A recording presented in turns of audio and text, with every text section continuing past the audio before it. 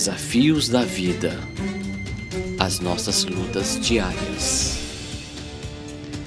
Se você pensas que vieste aqui para passeio, para curtição, para usufruir a vida, está muito enganado.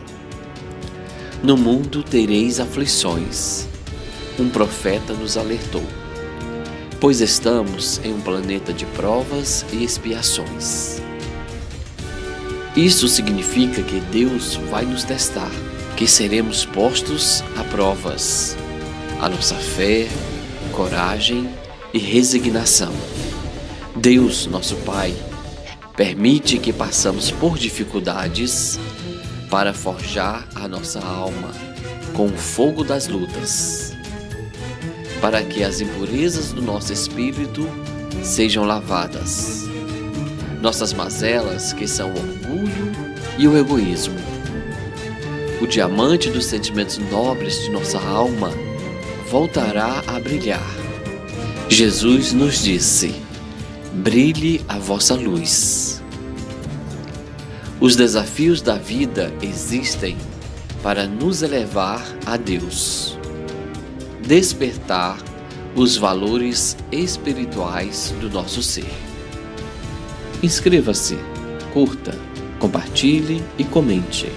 Contribua para um mundo melhor, com pessoas saudáveis da mente, corpo e espírito.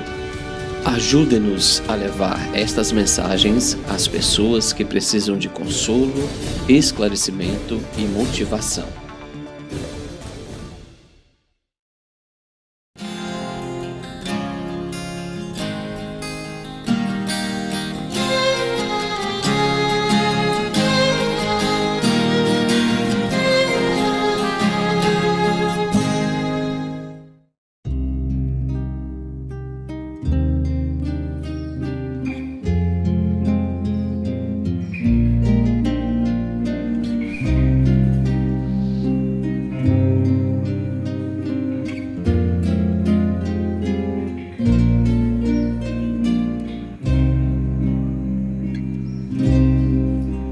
Desaba o velho mundo em treva densa, e a guerra como um lobo carniceiro ameaça a verdade, humilha a crença. Nas torturas de um novo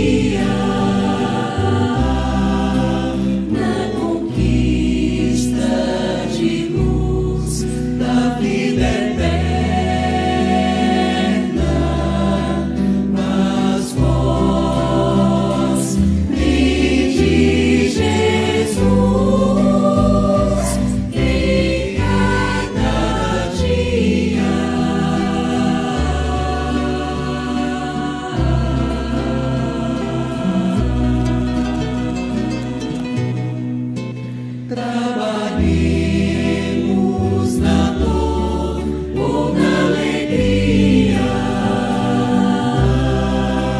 na conquista de luz da vida eterna.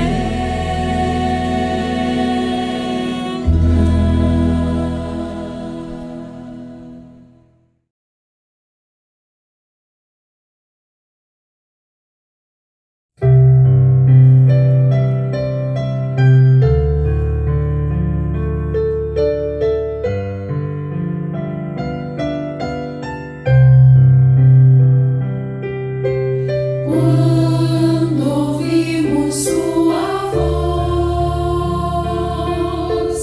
e sentimos seu perfume, ó Senhor, quanta harmonia! Sheila, Sheila, nossas almas comovidas, de esperanças refloridas, cantam hinos de alegria. Sheila, Sheila, bendizemos tua presença, flor divina em nossa crença, como estrela não brilhou. Sheila, Sheila,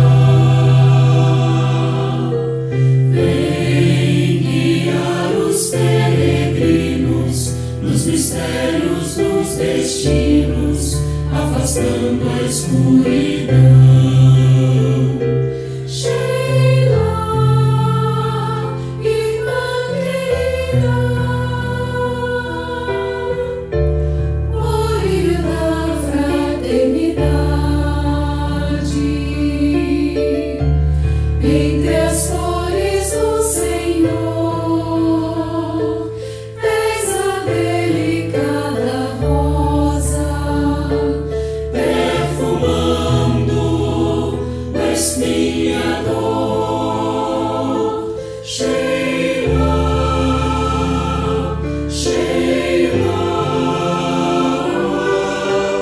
quando ouvimos sua voz e sentimos teu perfume,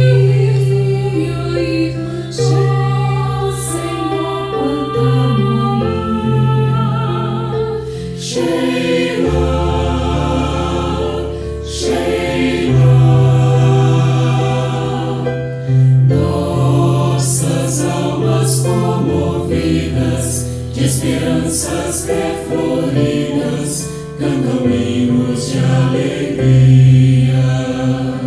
Sheila, Sheila.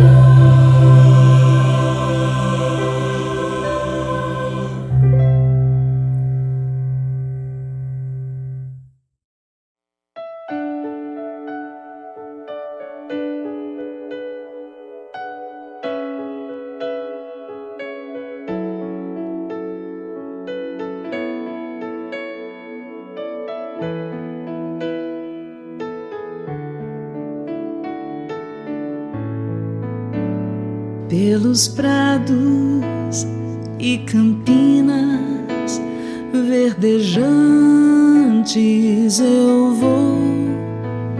É o Senhor que me leva a descansar junto às fontes de águas puras, repousantes eu vou. Minhas forças o Senhor vai animar. Tu és, Senhor, o meu pastor, por isso nada em minha vida faltará. Tu és, Senhor, o meu pastor, por isso nada em minha vida faltará.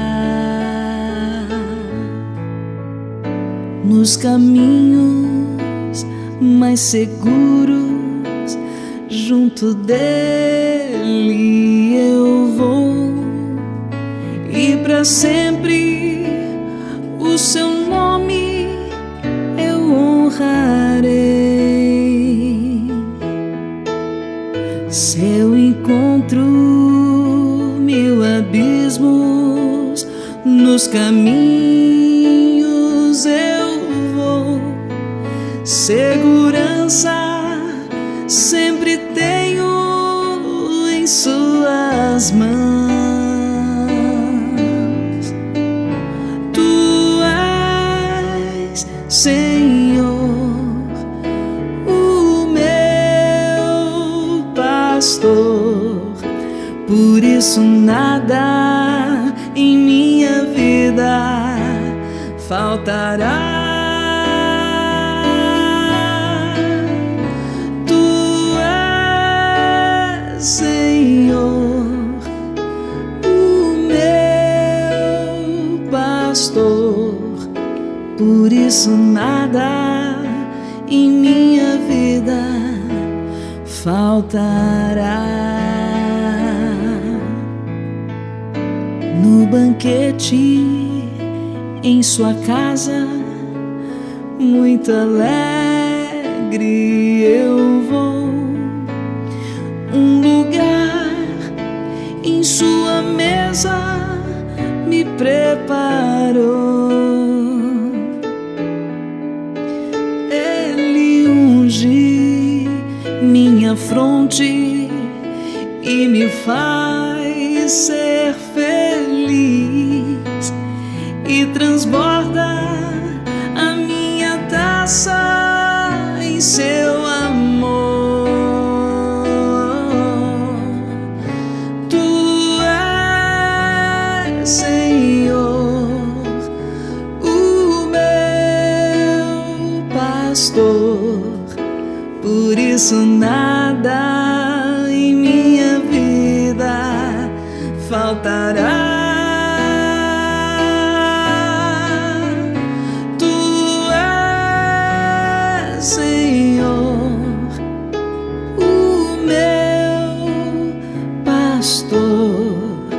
Por isso nada em minha vida faltará. Bem à frente do inimigo, confiante eu vou, tenho sempre o Senhor junto de mim. Seu cajado me protege e eu jamais temerei. Sempre junto do Senhor eu estarei. Tu és, Senhor, o meu pastor, por isso nada em minha vida faltará. Tu és, Senhor,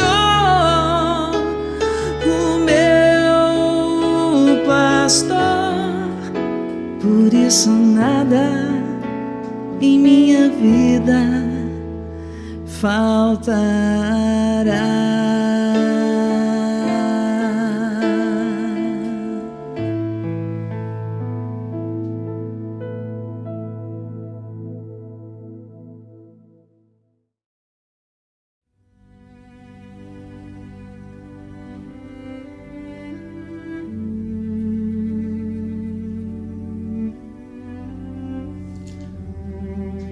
do livro Pão Nosso, lição número 8, título: Ansiedades.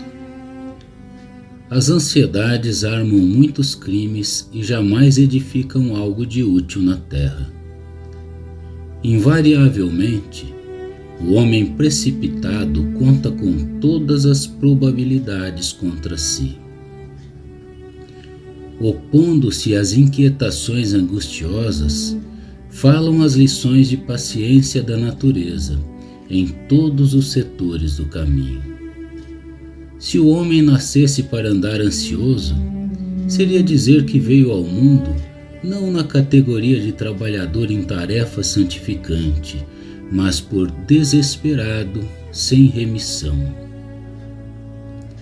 Se a criatura refletisse mais sensatamente, reconheceria o conteúdo de serviço que os momentos de cada dia lhe podem oferecer e saberia vigiar, com acentuado valor, os patrimônios próprios. Indubitável que as paisagens se modificarão incessantemente, compelindo-nos a enfrentar surpresas desagradáveis, decorrentes de nossa atitude inadequada, na alegria ou na dor. Contudo, representa em positivo da lei a nossa obrigação de prosseguir diariamente na direção do bem. A ansiedade tentará violentar corações generosos, porque as estradas terrenas desdobram muitos ângulos obscuros e problemas de solução difícil. Entretanto, não nos esqueçamos da receita de Pedro: lança as inquietudes sobre as tuas esperanças em nosso Pai Celestial, porque o divino amor cogita do bem-estar de todos nós.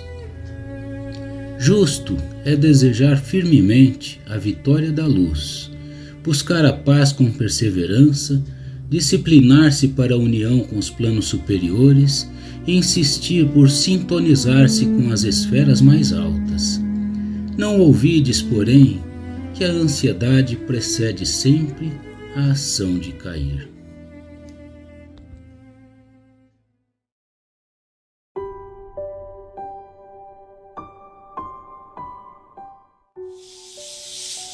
Boa noite, pessoal. Que a paz do Mestre Jesus esteja conosco, iluminando o nosso caminho, nos amparando. Nós estamos aqui hoje, no sábado da sopa, todo sábado nós confeccionamos a sopa dos nossos irmãos que frequentam esse dia. E aí, quis aproveitar esse momento para mostrar para iniciar a nossa atividade aqui. E pode pegar um pouquinho mais perto e fazer a prece inicial da nossa reunião da segunda-feira. Então vamos fechar os nossos olhos, elevar nosso pensamento buscando Jesus, para primeiramente agradecer as oportunidades que recebemos diariamente. Uma delas, essa que é a confecção e distribuição da sopa aos nossos irmãos queridos que frequentam no sábado. Então, que a paz do Mestre possa estar com eles e com todos nós, nos envolvendo na tua luz, sempre providencial para todos nós. Rogar a Jesus que possa abençoar toda a humanidade terrestre, envolvendo os nossos irmãos em muita paz e alegria. Pai nosso que estais no céu, santificado seja o vosso nome, venha a nós o vosso reino, seja feita a vossa vontade, assim na terra como no céu. O pão nosso de cada dia nos dai hoje, perdoai as nossas ofensas, assim como nós perdoamos a quem nos tem ofendido.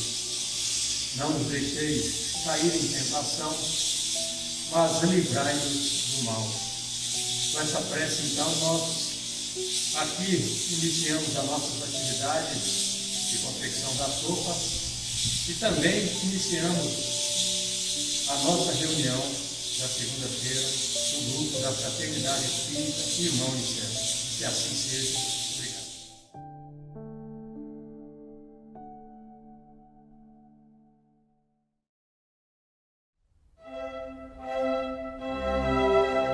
Estudando o Livro dos Espíritos com Allan Kardec.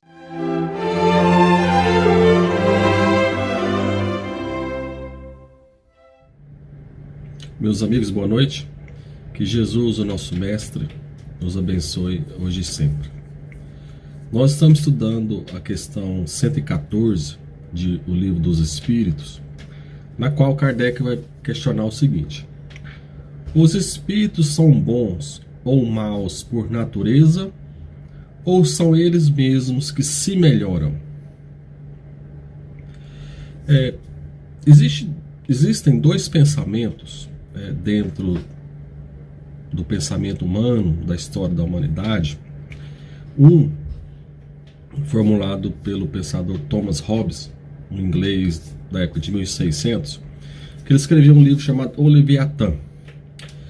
E ele diz que o homem, nesse livro, por sua natureza competitiva, controlador, utilitarista das coisas, que ele tende a usar as coisas, a tendência natural do homem é entrar em atrito com os outros homens, com os outros indivíduos, e que isso gera uma espécie de conflito constante. Nós estaríamos, segundo ele, com uma tendência natural de estar constantemente em conflito com os outros homens.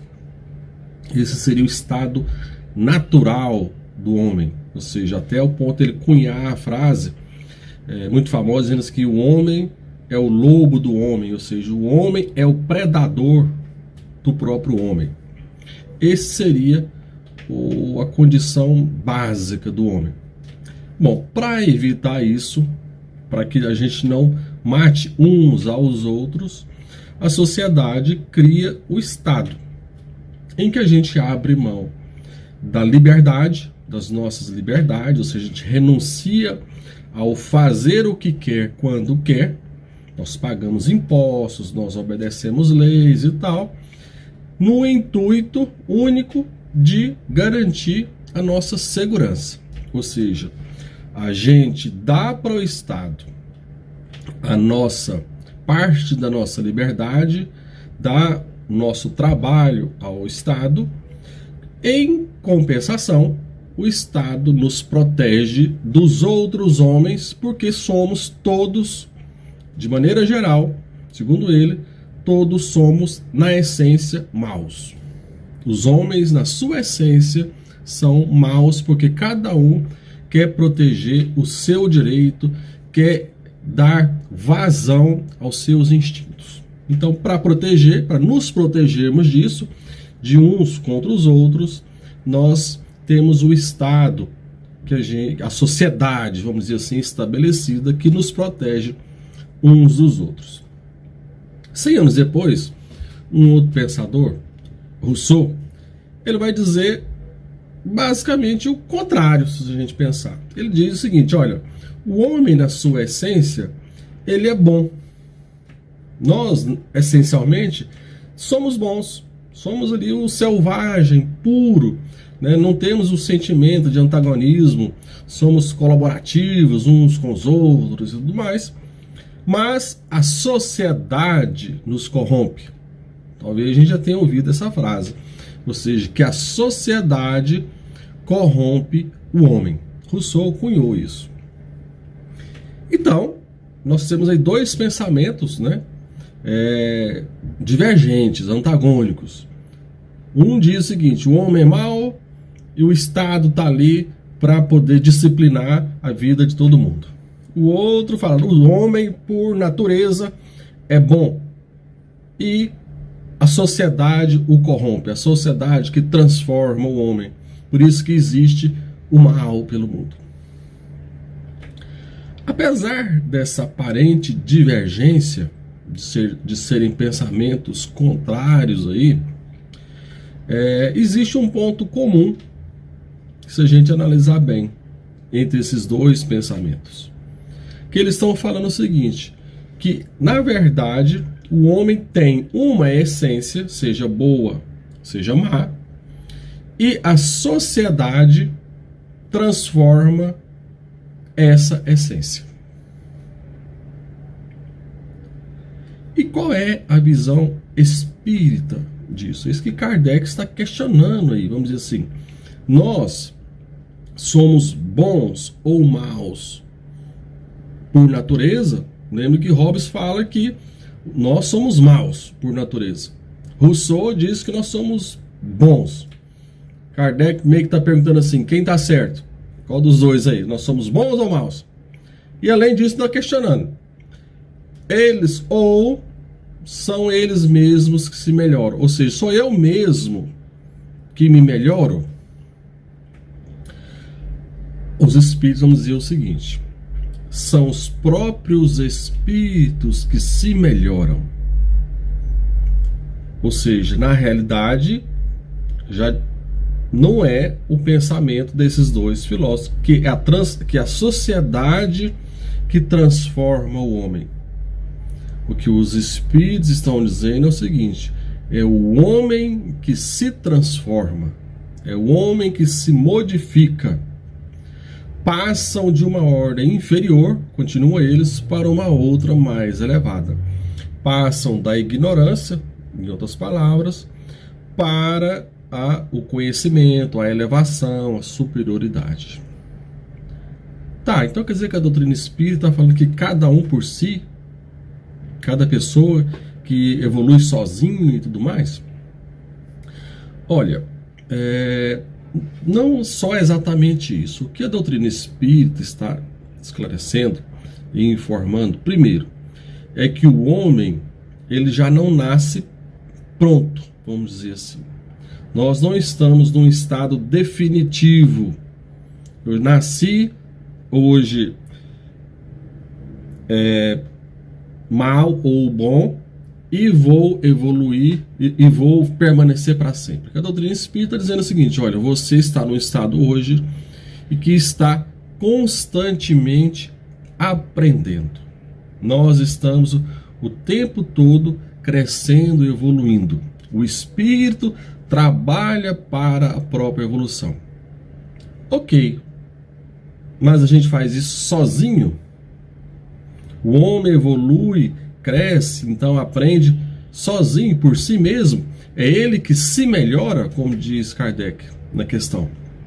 E os espíritos, de certa forma, afirmam que sim. Não, é o homem que se melhora. É o espírito que evolui, que aprende, que se aprimora, que cresce. Agora a questão é, e as outras pessoas? Que papel exercem? O que a espiritualidade, os espíritos de maneira geral nos ensinam, nos explicam é o seguinte: olha, apesar do homem ser o motor do próprio crescimento, a nossa relação uns com os outros, a nossa vida, nossa convivência, as nossas brigas, os nossos aprendizados com as outras pessoas, é nisso que nós aprendemos. São nessas ocasiões que nós aprendemos. E por isso que eles vão explicar que, primeiro, a reencarnação, por exemplo, é um grande meio de transformação e aprendizado do homem. Porque quando nós reencarnamos, nós voltamos à fase, por exemplo, da infância, em que nós estamos altamente sugestivos a novos aprendizados.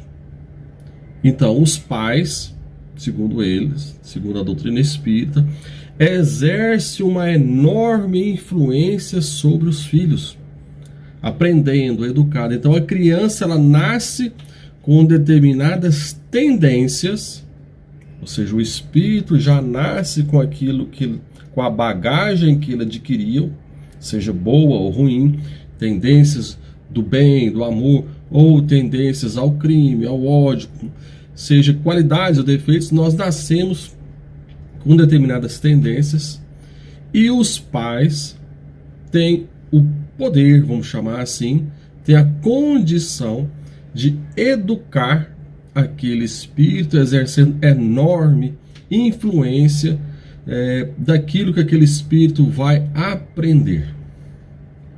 Da mesma forma, toda a sociedade, todo o conjunto, escola onde a pessoa vai trabalhar, o trabalho dele no dia a dia, a casa religiosa, ou seja, todo o ambiente social que a pessoa vive, exerce influência sobre aquela pessoa.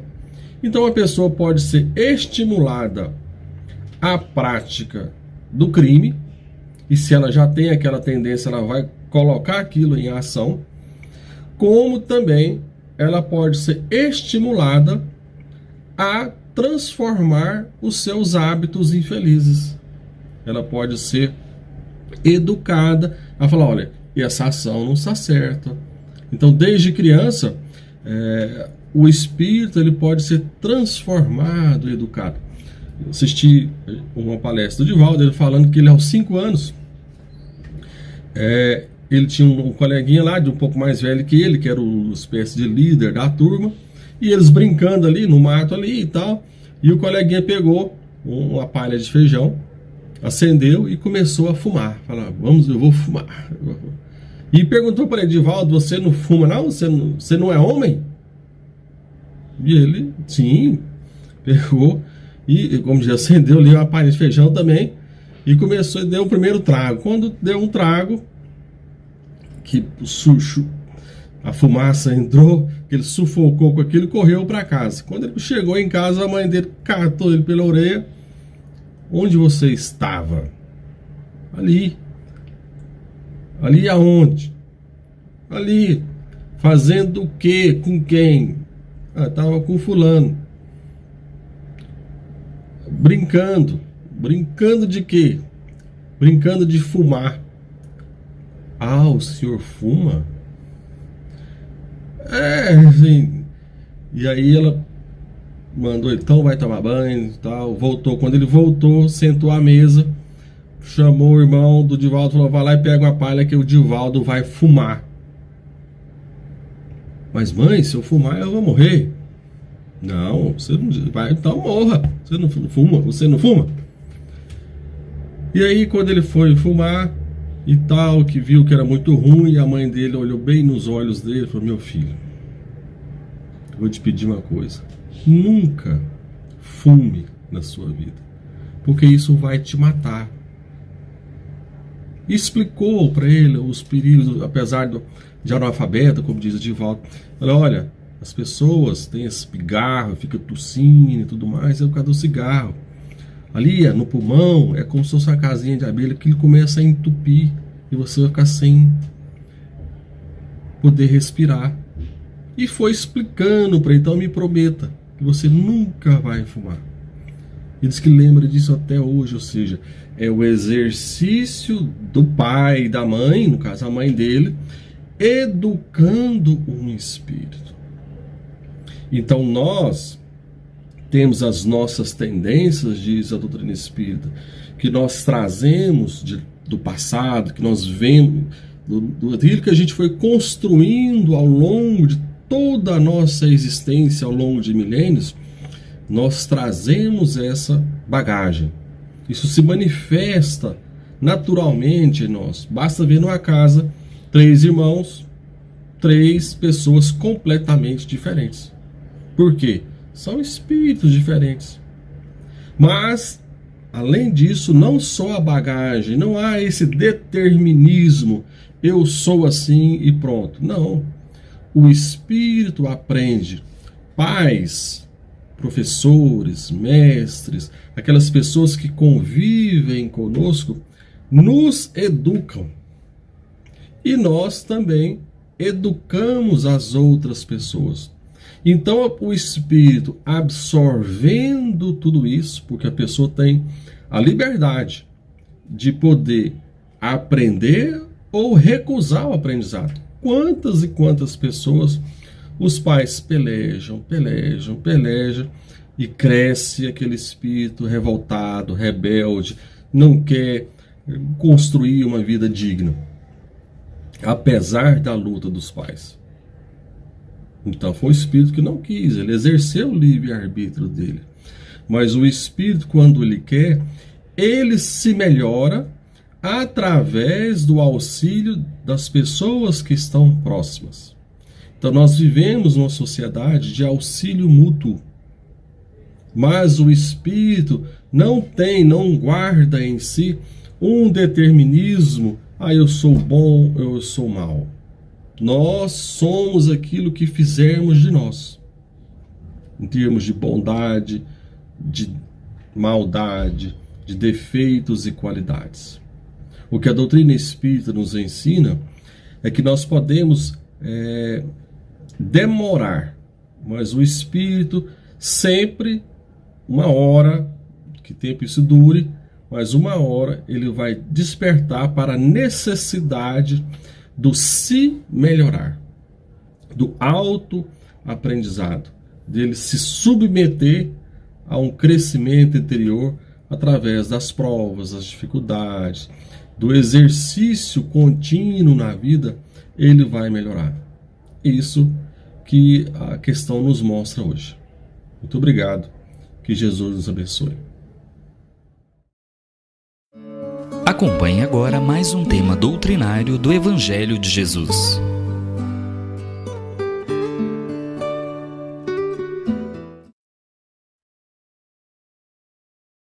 Uma boa noite a todos.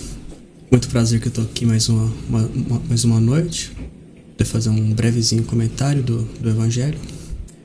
Eu sou o Marcos Vinícius. Espero que todos estejam muito bem, muita paz, muito amor no coração.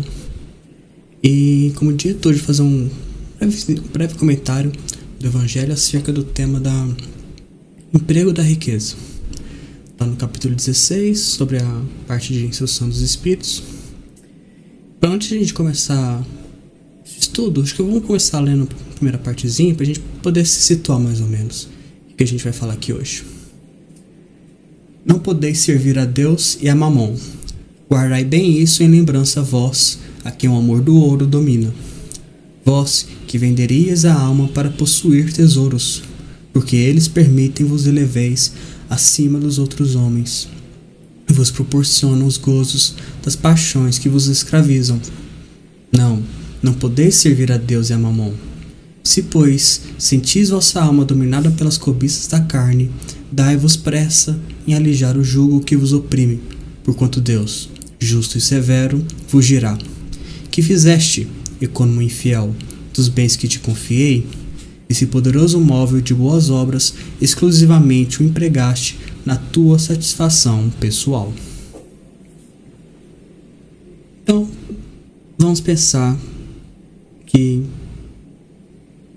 um propósito a gente aprender aqui hoje, ou pelo menos dar um inicinho, né, nesse entendimento, o que significa, né, esse emprego da riqueza, emprego da fortuna. O que a gente pode entender com isso? Como melhor utilizar, né, a riqueza, melhor utilizar a fortuna. Então, para a gente poder pensar nisso, né, o que é a riqueza então? O que a gente pode entender por essa riqueza? Como a gente vai vendo aqui por mais à frente, né, conforme foi explicado nos parágrafos a seguir, mas a princípio, riqueza então são esses, como é dito aqui, o ouro. A gente pode pensar o ouro, o dinheiro, os bens materiais, né? E como então que a gente pode fazer o melhor proveito desses bens materiais? A gente tem aqui, vamos dizer assim, a lição oposta, né? O que não fazer é quando Deus fala para o econômico infiel, vamos dizer assim, que é aquele que fez o uso desse ouro, desses bens materiais, apenas para a própria satisfação pessoal, né? Então a gente sabe então que o que a gente não deve fazer é utilizar isso, essa riqueza, apenas para a nossa satisfação pessoal. A gente tem que ter essa noção, esse cuidado de tentar utilizar essa fortuna não apenas para a nossa satisfação pessoal, mas a serviço, né, da nossa comunidade, dos nossos irmãos, do nosso próximo.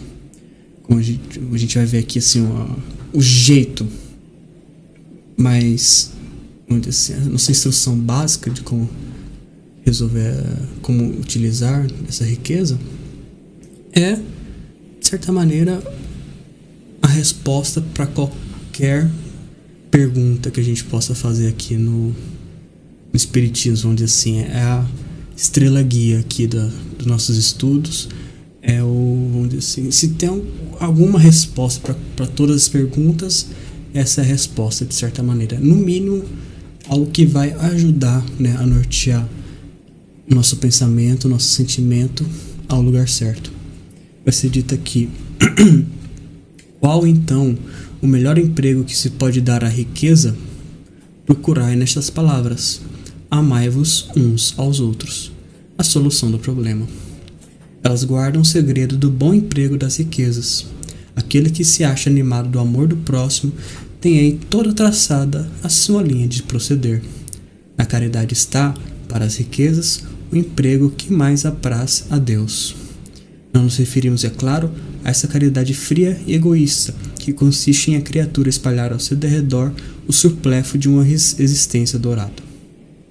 Como dito, a resposta para as nossas perguntas, a solução de todos os nossos problemas: amai-vos uns aos outros, né? Se a gente puder resumir em uma só palavra, ou uma só frase, pouquíssimas palavras, né? Todos os nossos estudos, por que a gente está aqui, né? As noites estudando, por que a gente está aqui vivendo nesse mundo, é essa. Essa é a resposta. Para a gente poder amar uns aos outros. A prática da caridade. Essa caridade que a gente pode pensar como a prática do amor, né? Colocar o amor em movimento. Isso é a verdadeira caridade. Que ao contrário, a gente pode pensar, né? A caridade é o ato de dar, né? Então essa caridade fria, como é dito aqui, que você simplesmente dá àquele que precisa o que ele precisa, né? Vamos dizer assim, a pessoa que está passando necessidade, está passando fome, você simplesmente dá lá um prato de comida por si só, dá o dinheiro da marmita em si, vamos dizer assim. Esse ato, você está praticando a caridade, está fazendo bem a ela? Inegavelmente que sim. Mas o simples ato de dar, essa caridade fria, que você simplesmente dá aquilo que te sobra para aquele que precisa, você só chega, faz e pronto, aquilo que nem, assim, para você em si nem faz diferença. Essa caridade pode até ter seu valor, mas não é o ideal, vamos dizer assim, não é o que a gente deve buscar praticar. Não, a gente deve buscar praticar, a gente pode dizer que é a verdadeira caridade, a prática da caridade com intenção, prática da caridade com a vontade de fazer, que vem com sentimento, com o amor, com esse calor da compaixão. Então é através dessa caridade, desse ato de você se doar, não é simplesmente dar algo, mas você doar uma parte de você mesmo, você doar com essa intenção de que você está fazendo o que você pode, o que você quer fazer, porque você está ali para realmente tentar ajudar e fazer uma diferença. Essa caridade, então, é a boa prática, é o bom emprego dessas riquezas. Então, você dá aquilo que você tem, você partilhar aquilo que você tem com seus irmãos, com os próximos, com aqueles que necessitam, é fazer o bom uso disso, desses recursos que você tem.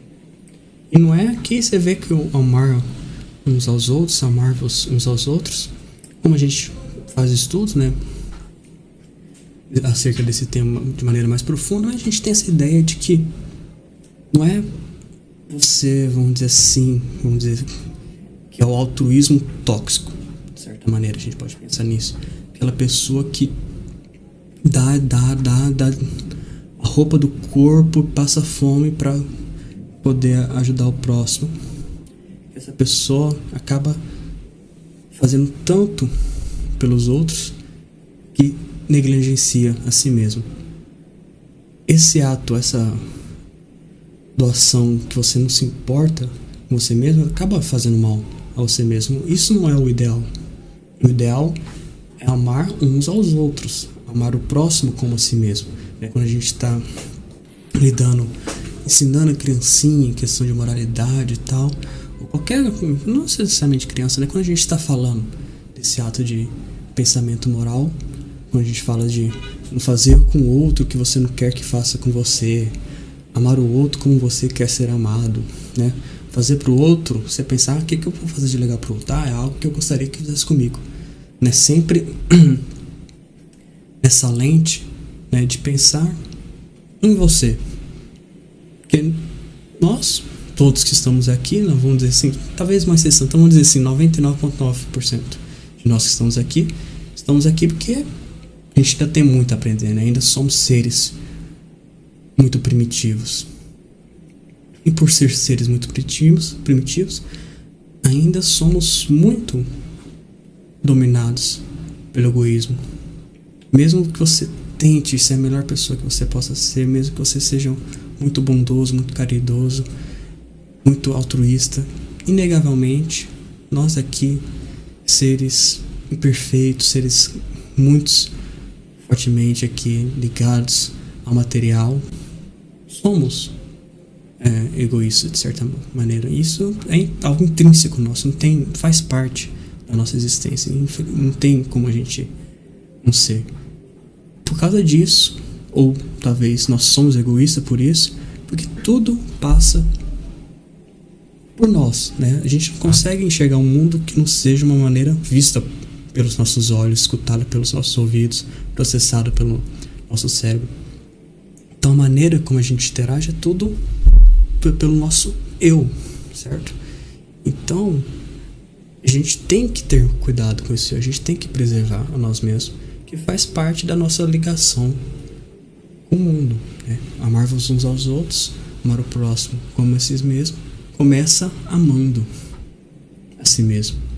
Então essa caridade verdadeira, esse bom uso da fortuna, não é simplesmente, vou fazer tudo do melhor com a intenção, vou dar a roupa do meu corpo, vou passar fome pro meu próximo poder ter o prato de comida.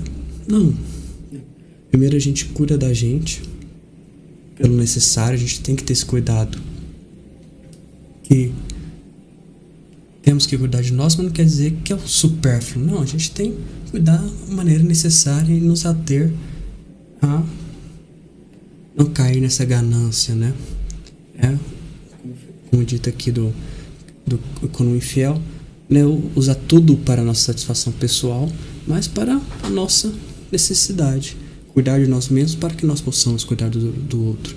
Então, um bom uso dessa nossa riqueza é fazendo a partilha daquilo que a gente tem, partilhando com o outro, dessa maneira ele partilhando com nós e partilhando com a intenção de fazer o bem, não simplesmente dar por dar o que sobra, mas é dar uma parte de nós.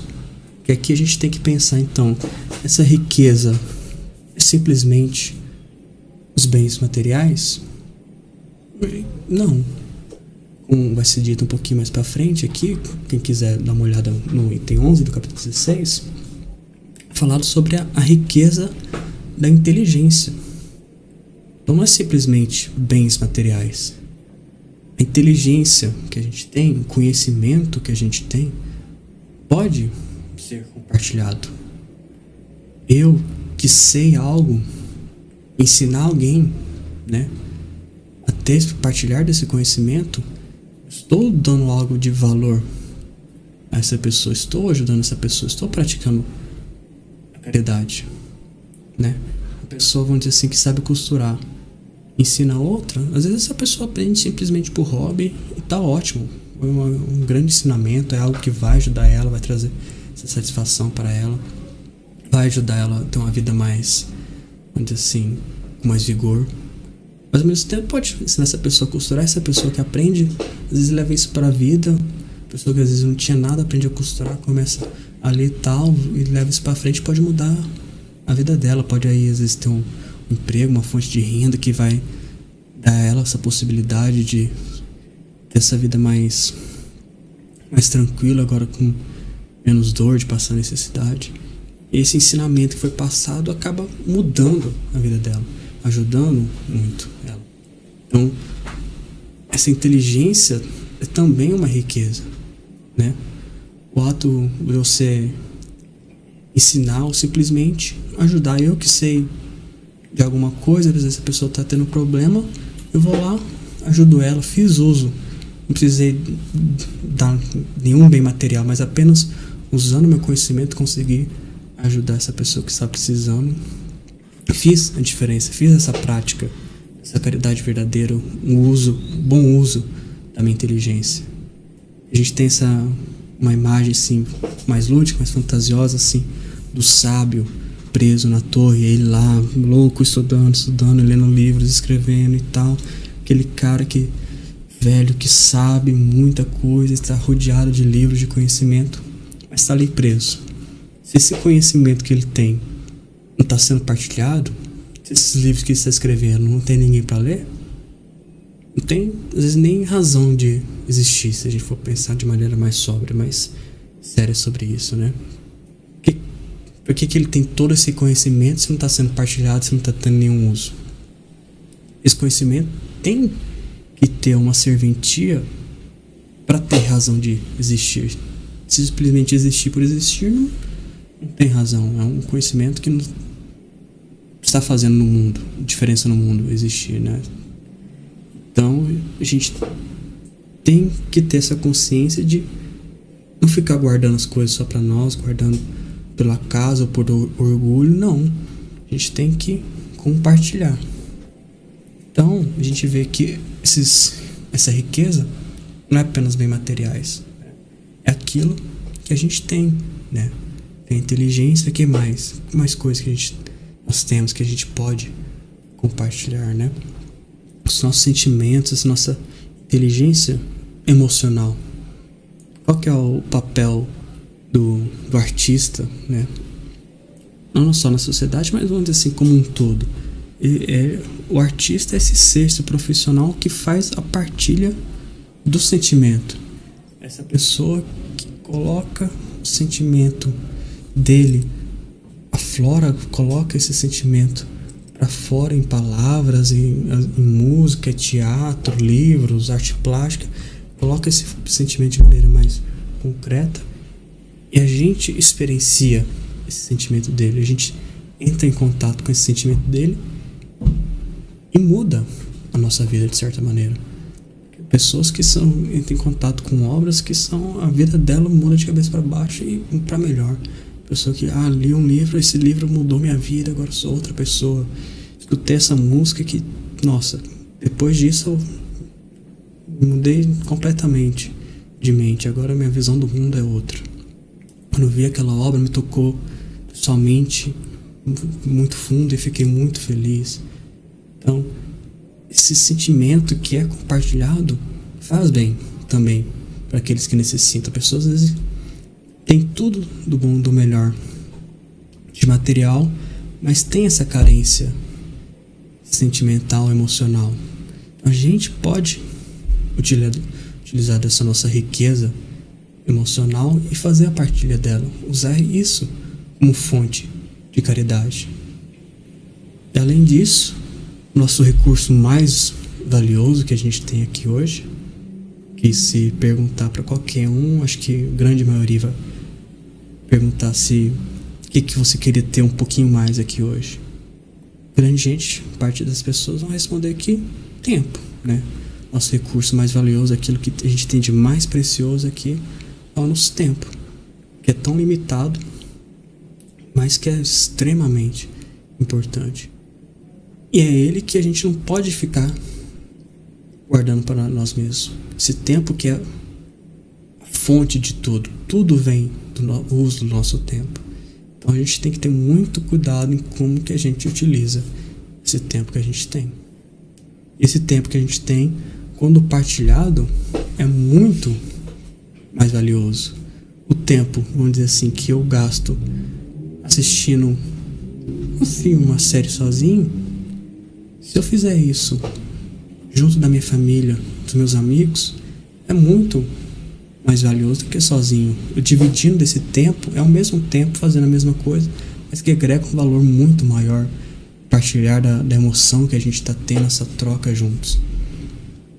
Então não é dizer que o tempo é mais valioso se usar de uma maneira ou de outra.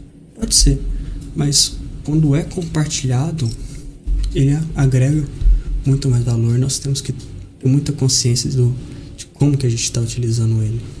É o tempo que se a gente dá uma partezinha do nosso tempo, um minutinho que a gente tira para ouvir alguém que está precisando desabafar, ou para ajudar alguém que está precisando de alguma coisa muito simples. A gente tirar um minutinho, a gente pode fazer uma diferença muito grande na vida dessa pessoa, pode ajudar ela de maneira muito intensa. Então, tendo consciência de todos esses recursos que nós temos e como que a gente pode melhor utilizá-los, que é o que a gente tem que sair aqui hoje tendo pelo menos ter isso em mente um pouquinho. Que essas nossas riquezas são apenas bens materiais, mas é tudo aquilo que a gente tem. Os bens materiais, o nosso conhecimento, os nossos sentimentos, o meu tempo, o que eu faço durante o dia, como que eu gasto esse meu tempo. Todos esses recursos, qual que é a melhor maneira de utilizá-los, né? Qual que é o jeito que a gente tem que pensar, então, de fazer o melhor proveito desses nossos recursos? É através da caridade, através da partilha desse recurso. É a gente não chegar no final da nossa vida pensando, nossa, podia ter tudo isso que eu tinha, não serviu para nada, eu usei tudo isso para minha própria satisfação e no final das contas virou pó. Não. A gente ter esse pensamento, essa consciência de que a gente pode utilizar esses recursos de maneira mais inteligente, né? Melhor. A gente, sempre que possível, tentar pensar, será que eu posso partilhar disso? Será que isso que eu tenho pode ser compartilhado com alguém que vai fazer uso disso que eu tenho? Será que eu posso gastar meu tempo não fazendo isso sozinho, mas partilhando desse tempo com alguém que vai gostar de passar esse tempo comigo? Será que esse conhecimento que eu tenho, será que não tem alguém que quer aprender sobre isso? Será que eu não posso usar esse conhecimento para ajudar alguém que está com algum problema relacionado a isso? Então é isso que a gente tem que ter em mente. Sempre com intenção, com vontade de fazer o bem, com vontade de ajudar. Sempre que possível, não ficar apenas guardando as coisas para nós, mas partilhar de todos os recursos que nós temos. Que Jesus nos abençoe de sempre. Uma boa noite.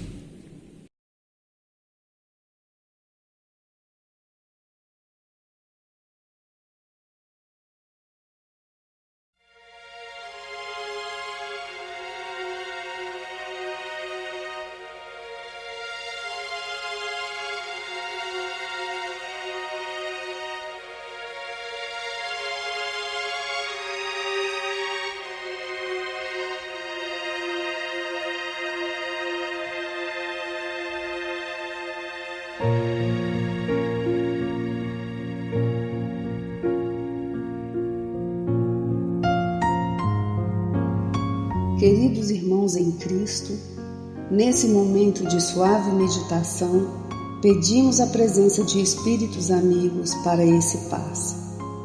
Senhor de infinito poder e bondade, ajudai-nos a retirar da nossa mente todos os pensamentos negativos que se encontram alojados em nossa alma, fruto da nossa condição de ser imperfeito. Que ideias de vingança, pensamentos inferiores e egoístas sejam afastados da nossa mente. Que os desequilíbrios emocionais, ansiedade, impaciência e estresse sejam corrigidos, visando uma nova harmonia do nosso ser.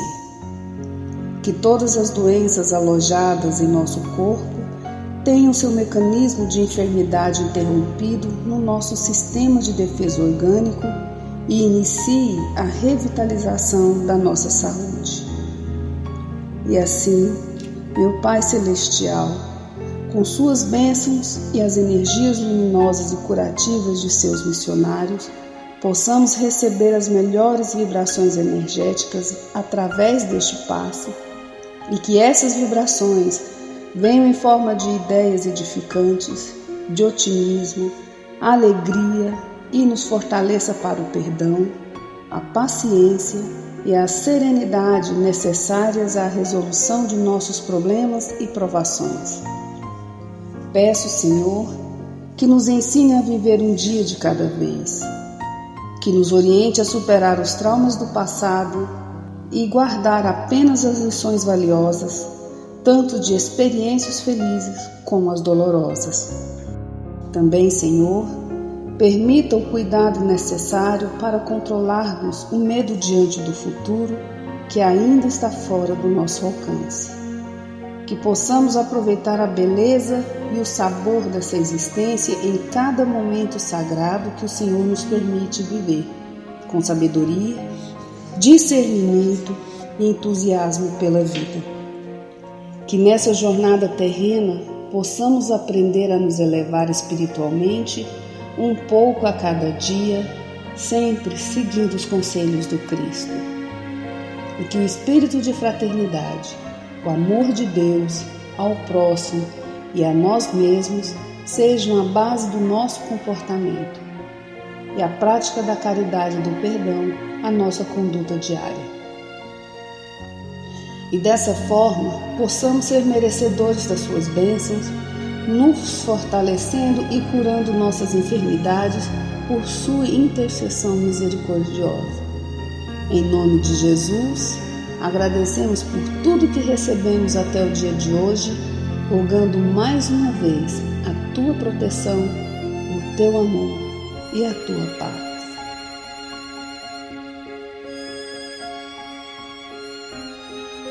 E continuando nessa vibração de amor, nós agradecemos aos bons espíritos que se dignaram de comunicar-se conosco e lhes rogamos que nos ajude a pôr em prática as instruções que nos deram e façam que ao sair daqui, cada um de nós se sinta fortalecido para a prática do bem e do amor ao próximo.